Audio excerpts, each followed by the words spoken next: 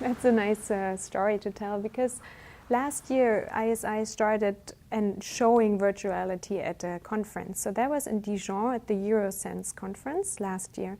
So it was also the first time we came up with a very, well, in our view, cool setup of our booth, because we didn't bring any tables, we brought less material, we just tried to show a beach. So we had the background surroundings showing a beach. We had comfy beach chairs. We served beer, ice cold beer, for the consumers that wanted to try virtual reality. So we brought them within the virtual reality glasses to a real beach. Some of us even took the glasses to then have a relaxing moment, because it really relaxes you and it's crazily real and you feel like being on that beach.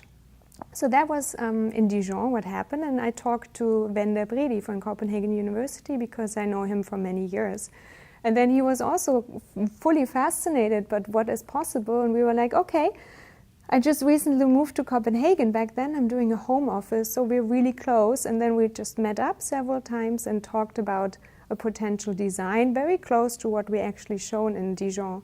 And then we had Ninette in the project as well, and she's a brilliant sensory scientist. So she did most of the work in Copenhagen University, having students come in 3 times for 3 different conditions, and it was a within subject design, meaning they came in and were either exposed first to a virtual reality beach, meaning they had the glasses and seen the same video than we showed in Dijon, or they saw a picture of a beach, right? And that was, of course, randomized. So some started with a PIC condition, some started with a VR condition. And then for all the subjects, in the end, they had a controlled condition, where they were just asked the same questions and set up without any context input. First of all, they came in, and then we started giving them a moment of immersing in the virtual reality or in the PIC, and in the controlled condition, this wasn't there. And then, while they were wearing the glasses, we would ask them their desire for drinks. So our hypothesis was that cold drinks are more desired if you are at a beach than at warm drinks, hot drinks. So we did that during the immersive period. And also another dependent variable was we gave them an odor, 2 odors of a sun lotion that has a typical beach odor, or a normal body lotion. And they were smelling that and also rating their liking of those 2 creams. Then they took off the equipment, and they were again asked, how much would you desire all these different drinks, 5 in total. And they gave their rating.